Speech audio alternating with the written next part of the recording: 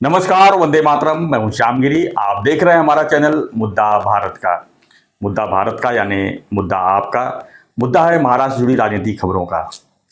आज मैं अपने वीडियो में चर्चा करूंगा महाराष्ट्र की राजनीति में भारतीय जनता पार्टी का विधानसभा चुनाव में किस तरह का प्लान है।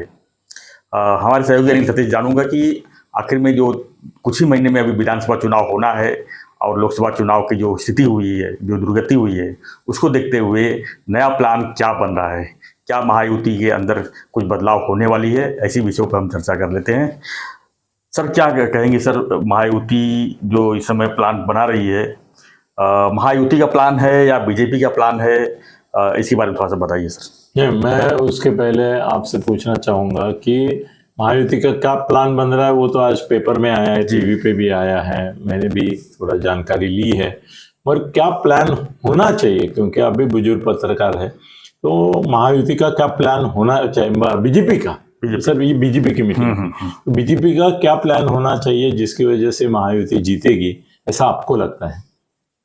वो मैं जानना चाहूंगा सर। बीजेपी के अंदर भी बहुत सारे कले हैं, बहुत सारे प्रॉब्लम्स हैं। जो उनके पुराने कार्यकर्ता हैं वो बिल्कुल उनको साइड लाइन कर दिया गया है और जितने इंपोर्ट हुए लोग आए हुए हैं उनको सर्वे सर्वा बना दिया गया है। इसको लेकर सबसे पहले ये दुरुस्ती होनी चाहिए बीजेपी के अंदर। और दूसरी बात, जो हम तो लगातार टिकट जो है वो सब निष्ठावानों को ही मिलने चाहिए, जो पहले से भी है। अभी जो नए आएंगे उनको नहीं देना चाहिए। बिल्कुल नहीं, बिल्कुल नहीं, लेना ही नहीं चाहिए पहले नंबर तो, क्योंकि वो उससे वोट बैंक पे भी फर्क पड़ रहा है और काफ़ी चीज़ें गलत मैसेज जा रही है, क्योंकि वो भी चुप बैठने वाले नहीं है। अंदर अंदर वाया तो नैरेटिव फैलाएंगे ही। अभी मैं बहुत सारे लोगों को वीडियो भेजता हूँ जो हमारे खास पुराने मित्र हैं बीजेपी के, वो हम उसका खिलाफ ही कमेंट करते हैं अभी इसका, और जो कमेंट करते हैं लगभग वैसा होता ही आ रहा है, देख रहा हूं मैं। वो बराबर वो लोग हमको फॉलो कर रहे थे और वो बोल रहे थे कि आप जो बोल रहे हो वैसा नहीं होगा, लोकसभा चुनाव का रिजल्ट आप नहीं समझ रहे हैं, महाराष्ट्र में बहुत दुर्गति होने वाली है। वो लोग पहले से बोलते आ रहे हैं, लेकिन हमने उसको अवॉइड करते हुए लोगों को हम जगा रहे थे कि नहीं, सब कुछ सही चल रहा है। उसमें हमारी गलती नहीं है, हमारे दर्शकों की गलती है जी। हम जरा भी सच्चाई बताने जाते थे तो वो टूट पड़ते थे। बिल्कुल बिल्कुल बिल्कुल। सब्सक्राइब हम कम कर देते थे। आज भी वही हालत है, आज भी वही हालत है, आज भी वही व्यूअर्स भी कम कर, लोग मानने को तैयार नहीं है, लेकिन मानना तो पड़ेगा। नहीं, लोकसभा में हम सच्चाई बता सकते थे, बता भी सकते थे, मगर बताने नहीं दिया हमको। हम भी दबाव, मैं मराठी में दबाव में नहीं आया क्योंकि मेरे को कोई परवाह नहीं है व्यूअर्स कितना ही है, मगर आपके दबाव में मैं आ गया। आप मुझे हमेशा बोलते हैं भाई बीजेपी वाले ही अपना देखते हैं, उनको नाराज मत करो। बीजेपी वाले नहीं देखते, बीजेपी के मानने समर्थक, हाँ, मैं तो बीजेपी के समर्थक देखते हैं, उनको नाराज मत करो, ऐसा मत बोलो कि वो हारने वाले हैं। तो मैं बोला ठीक है, अभी आप अच्छा है, आप संपादक सर, हम तो छोड़ दीजिए, हम तो एक छोटा सा यूट्यूब चैनल चला रहे हैं, लेकिन जो बड़े सैटेलाइट चैनल उनका लास्ट दिन तक एग्जिट पोल पैसा खाए थे, हमने बिना पैसा खाए काम कर रहे हैं। हाँ, हम तो पैसा नहीं खाए थे, बिल्कुल एक पैसा किसी से चाय नहीं पिया सर, बिल्कुल बिल्कुल, चाय भी नहीं हमने पिलाया, बिल्कुल बिल्कुल। हाँ, तो उनमें और हमें फर्क है। वो करोड़ों रुपए लेके बोगस एग्जिट पोल दिए, बोगस ओपिनियन पोल दिए। हम बोलते भी थे बोगस, ये जो भी ओपिनियन पोल है पैसे लेके ही दिखाए जाते हैं। हाँ, वो भी बोलते थे, मगर हम डर रहे थे। अभी हमारा डर वो निकल गया कि भाई सब्सक्राइबर कम हुए तो हुए, मगर जो होंगे वो सच्चाई के पीछे खड़े रहेंगे।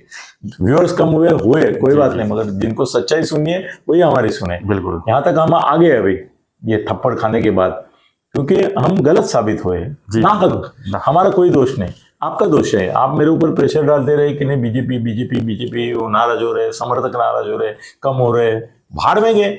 जिनको नहीं देखना है नहीं देखे, जिनको देखना है वो देखे। सच्चाई सुननी है तो हमारी बात सुनो। बिल्कुल, हाँ, तो ये इसमें आप जो बोल रहे हो वो सही है कि पुराने जो लोग हैं बीजेपी के वो बहुत नाराज हैं और उन्होंने बैंड बजाई लोकसभा में भी, कहीं ना कहीं ये भी सही है। यस, ये भी सही है। और दूसरी बात है, जो अजीत दादा को लेके जो बीच में जो उनको लाकर थोपा गया है, आज भी लोग मान रहे हैं कि थोपा गया है। यानी कि जो महायुति में है वो भी मान रहे हैं, बीजेपी तो लोग मान ही रहे हैं।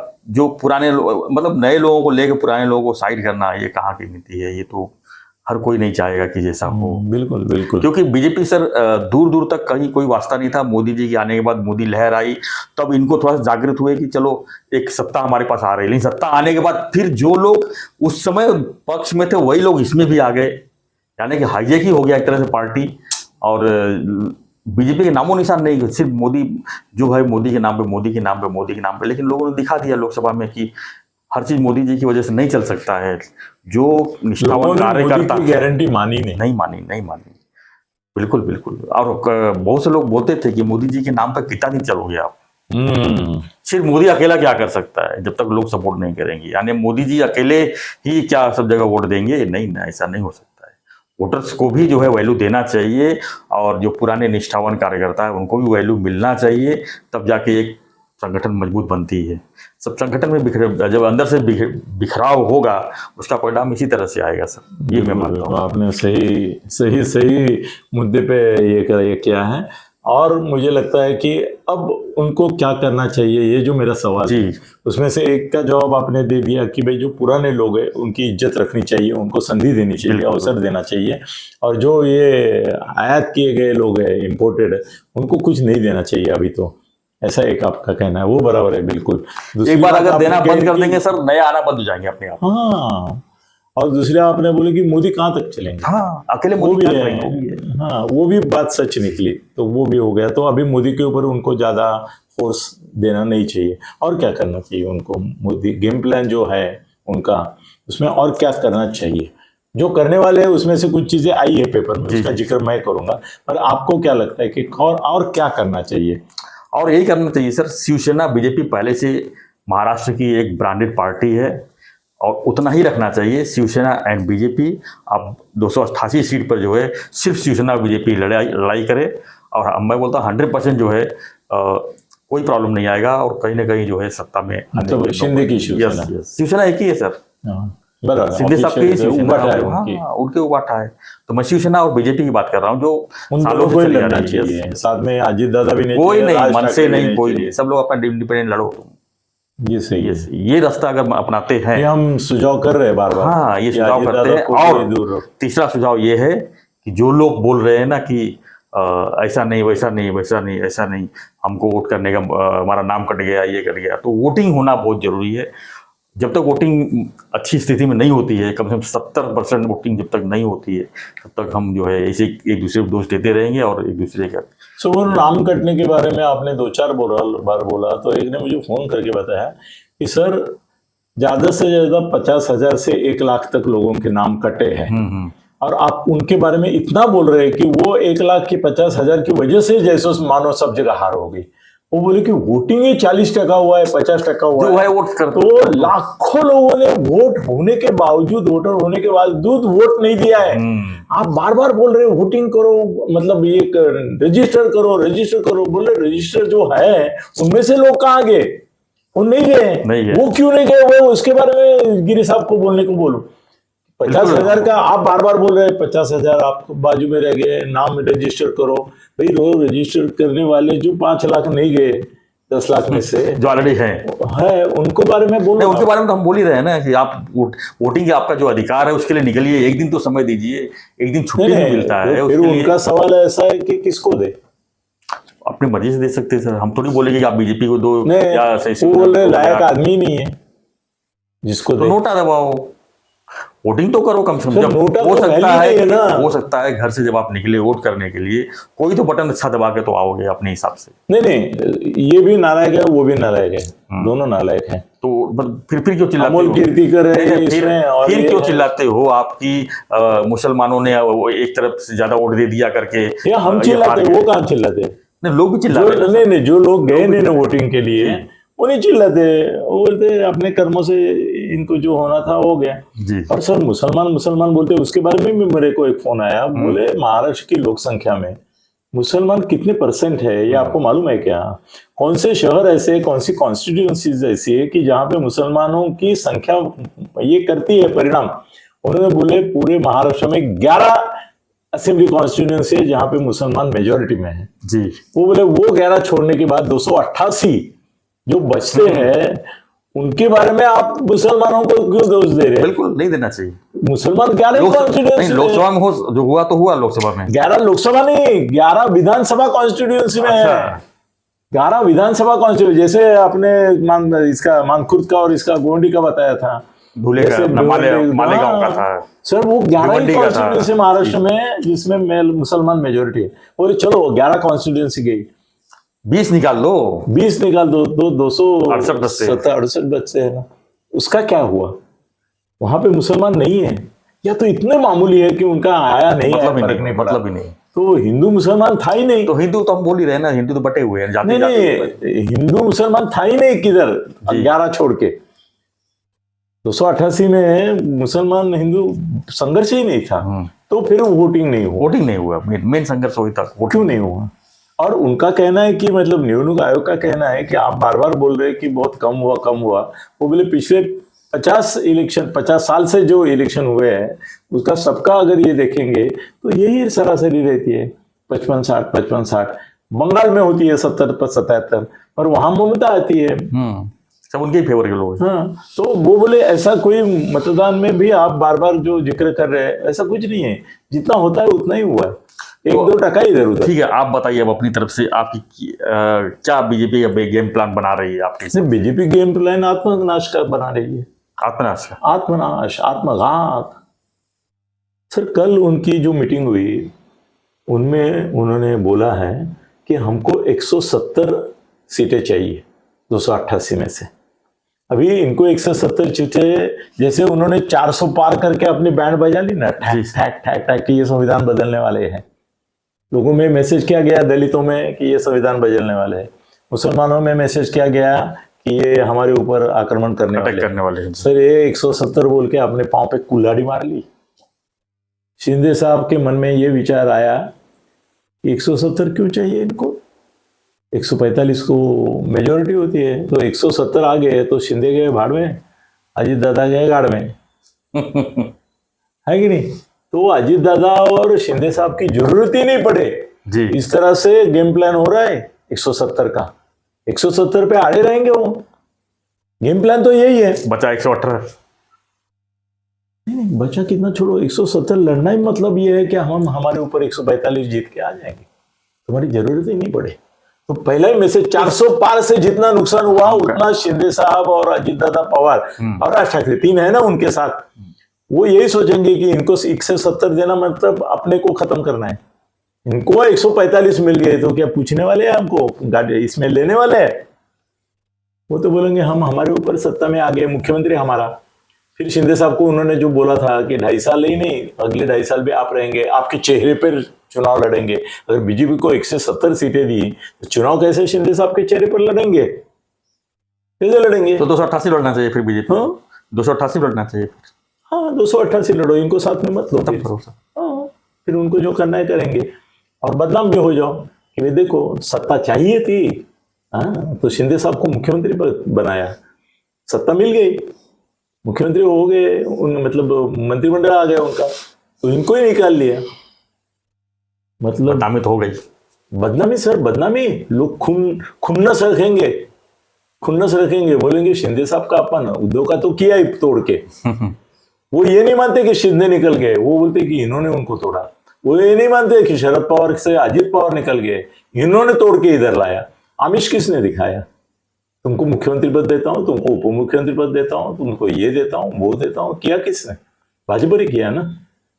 1 साल से फडणवीस पीछे रहे थे शिंदे साहब के, 1 साल से, मैं उसका विटनेस हूं। मेरे को फडणवीस साहब बोले थे कि तुम शिंदे साहब से मिलते रहते हो, उनको बताओ देर हो रही है, जल्दी आ जाओ, और साहस नहीं जुटा पा रहे, ऐसा आरोप किया था उनके ऊपर। तो सर 170 का मतलब 400 पार से जितना नुकसान नहीं हुआ ना, उतना 170 पार से होगा। 170 लड़ने का। अगर 170 के हिसाब से जाएंगे तो कितना सीट मिलेगा इनको? हाँ आज की स्थिति में सर अगर 170 के भाव में गए ना ये जी, हाँ, तो इनको 70 भी नहीं मिलेगा। शिंदे साहब इनके गिराएंगे, मतलब आपस में टकराव शुरू, अजीत दादा गिराएंगे, ठाकरे और ये तो गिराने वाले ही उनके। भाई ये 400 पार जैसे हालत करा ली उन्होंने 170 की बात करके। फिर गणेश नाइक ने परसों बोला कि शिंदे हमारे मुख्यमंत्री नहीं है, हमारे मुख्यमंत्री फडणवीस है। क्यों मुख्यमंत्री नहीं है ना? तुम्हारी दुश्मनी है अपनी, मगर तुम बीजेपी के एक नेता हो, तुम जब बोलते हो कि फडणवीस है तो फडणवीस बदनाम हो जाते हैं। जैसे मैं बोलता हूं कि रामदास कदम जो बोलते हैं वो एकनाथ शिंदे बोलते हैं जी, वैसे फडणवीस को जो बोलना है कि मैं ही मुख्यमंत्री हूं, वो लोग सोचेंगे गणेश नाइक के मुंह से बोल रहे हैं। कि हम इनको ही मानते हैं, है कि नहीं? बावन आज को भी भी बोला था। आज भी बीजेपी के जो बड़े बड़े कार्य लोग हैं, नेता हैं, वो तो फडणवीस जी को सब कुछ मानते हैं ना, थोड़ी सीएम साहब अपना शिंदे साहब को। उनका प्रॉब्लम मालूम है क्या? फडणवीस को बीजेपी के लोग कुछ भी माने, मोदी शाह नहीं मानते। मानते क्या? मानते? भाई मेरे को पता था कि मुख्यमंत्री शिंदे बनने वाले, और फडणवीस साहब को पता नहीं था मुख्यमंत्री शिंदे बनने वाले, क्योंकि शिंदे साहब को अमित शाह ने बोला कि जब तक तुम मुख्यमंत्री पद का अनाउंसमेंट नहीं होते, फडणवीस को मत बताओ कि तुम मुख्यमंत्री बनने वाले हो। ये तो अमित शाह और उनका संबंध है। अजीत दादा आ रहे थे, मालूम भी नहीं था। शिंदे एक एक से कैसा दगाबाजी किया है देखो। शिंदे साहब को मालूम नहीं, फडणवीस को मालूम नहीं था कि वो मुख्यमंत्री नहीं बन रहे। शिंदे साहब को मालूम नहीं था, अजीत दादा आ गए। राज ठाकरे को 2 सीट दे दी और 50 सीट देने की वादा किया अमित शाह ने। ये इन दोनों को पूछा तक नहीं, ये तो एक एक को दगा ही दे रहे। वो जाने दो क्या टाइमिंग हो, तो मगर देखो दगा ही दे दिया ना। तो दगाबाज के ऊपर कितना भरोसा सर? इसके पहले शरद पवार सबसे बेभरोसे के आदमी थे महाराष्ट्र में, इसके ऊपर कोई भरोसा नहीं किया जा सकता। अब फडणवीस है, अमित शाह है, इनके ऊपर नहीं भरोसा कर सकते। अमित शाह है, चलो फडणवीस को माफ कर देते हैं। तो फडणवीस भी अभी पॉपेट बन गए। फडणवीस के हाथ में क्या है? फडणवीस को तो ये नहीं मालूम कि विनोद तावड़े कब आएगा। आ रहा है, आ सकता है। फडणवीस तो ब्राह्मण है ना, तो अभी महाराष्ट्र में सबसे बदनाम कास्ट कौन सी है? ब्राह्मण है, जिसको कोई किसी का सपोर्ट नहीं। उनको तो 3.5 मिनट में खत्म करने की बात हो रही है महाराष्ट्र में, और कोई सरकार कुछ कर नहीं रही है उनके खिलाफ, ठीक है नहीं? फिर जरांगे और इनकी लड़त हो रही है, उसका भी बुरा असर पड़ेगा क्या नहीं? आप ओबीसी की तरफ गए, मराठा नाराज हो गए। मराठाओं की संख्या समझो 4 करोड़ है, इनकी 6 करोड़ है, और वो 2 करोड़ जो ज्यादा है उनके ताकत पे क्या आप 170 जीते? नहीं जीत सकते। बाकी भी लोग चाहिए। अगर मराठा और ओबीसी दोनों आपस में बट गए तो कहाँ बचा गया? नहीं, मेरे को उनकी स्ट्रेटेजी दिख ही नहीं रही है अच्छी, बुरी आत्मघात की दिख रही है। सिर्फ बावनकुळे नेता है, इनका पक्ष का अध्यक्ष है, जो बकाल कुछ भी बातें करता है। क्या बातें करता है बावनकुळे की? क्या स्टैंडर्ड है बोलने की? यह अध्यक्ष है तुम्हारा। चंद्रकांत दादा पाटिल इसके पहले था, वो भी कैसे बकवास करते थे। इसके पहले राव साहब दानवे था। अध्यक्ष भी क्या चुनते हैं वो? फडणवीस क्या चाहता है? मेरा गुलाम बने, इतना ही चाहता है। फडणवीस नहीं चाहता है चैलेंज वाला कोई आ गए सामने। इसके लिए ऐसे राव साहब दानवे, उसने वॉशिंग मशीन की कंसेप्ट पूरे देश में बदनाम करके छोड़ी, है कि नहीं? या ऐसे तो उनके लोग हैं भाई। कल फडणवीस ने एक ही अच्छा काम किया, उन्होंने बोला कि मैं और बावनकुळे छोड़ के, बावनकुळे बोलना ही चाहिए उसको, मजबूरी है उसकी, बाकी सब अपना मुंह बंद रखो, बोलो मत। मगर अभी फडणवीस जब बोल जाते हैं कि 170 का हमारा ये है, सीट चाहिए, तो सत्यानाश होने वाला ही है। और उधर उल्टा हो रहा है महाआघाड़ी में। शरद पवार बोल रहे हैं कि भाई 100 दे दो दोनों को, शिवसेना और इनको, जो 80, 90, 70 देना है वो हम ले लेंगे, उसमें स्ट्राइक रेट बढ़ाएंगे ज्यादा से। और शरद पवार का नसीब ऐसा है, तो इसके पहले 3 बार उनकी पार्टी टूटी। हर बार ऐसा हुआ कि उनके 50-52 चुन के आए, सब के सब 52 गए, फिर से 52 ही आ गए, फिर से आ गए। अगर इस बार भी उनका ऐसा हुआ विधानसभा में कि उनके 52 आ गए, बस हो गए, 52 तो हो गए। और जब से पार्टी बनाई तब से उनके 50-52 है। हाँ 50-52 है, मगर पहले जाते हैं सब। हाँ। ये भी उनका नसीब है, पहले पूरे जाते हैं, फिर 50 नए लाते, नए लोगों को चुनते हैं और लेके आते हैं। सिर्फ 50 इनके आगे तो खाली 100 ही जुटाना है। कांग्रेस के तो 60-70 आने वाले, 30-35 समझो उद्धव के आगे, ज्यादा ही आएंगे। कहानी खत्म, कहानी खत्म हो जाती है। तो कहानी खत्म करने के पीछे ही मेरे को लगता है फडणवीस को भी अभी कंटाड़ा आ गया महाराष्ट्र में रहने का। वो भी बोले थे मेरे को छोड़ दो, मेरे को संगठना में ले गो, केंद्र में भी जाना चाहते हैं। अभी वो जाते जाते क्या है ना, सर पृथ्वीराज चौहान ने अपने एक दोस्त को बोला था, प्रतापराव भोसले करके हमारे मित्र थे, और पृथ्वीराज चौहान का उनके अच्छा था।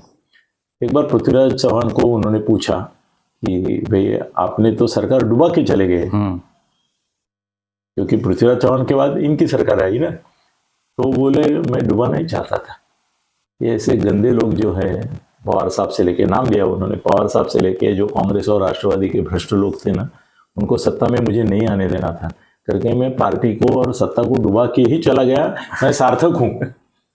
तो शायद फडणवीस चाहते हैं कि महायुति आए नहीं, आखिरी नाम मेरा ही रहे, ऐसा भी हो सकता है, क्या बोले। नहीं, फडणवीस इतने हलकट नहीं है, मगर क्या मालूम अभी नहीं होगा सर। आत्मघात की ओर तो चाह रहे दिख रहा है। शिंदे साहब सर कितना गुस्सा हुआ होंगे 170 की बात सुन के। अजीत दादा आश्वस्त हुए होंगे। राज ठाकरे के लोग तो बोलेंगे सर क्या बात करें, 170 तो इनको हो नहीं, गए। उन्होंने तो इंडिपेंडेंट की तैयारी कर रहे हैं, हाँ, मन से इंडिपेंडेंट तैयारी कर रहे हैं। हाँ, इंडिपेंडेंट करके बजाएंगे किसकी सर? सबकी बजाएंगे वो, सबकी बजा के खुद की बजाएंगे। नहीं नहीं, खुद की बजा नहीं सर। कभी कभी देखो, आजकल का जमाना आत्मघाती हल्ला करने का है।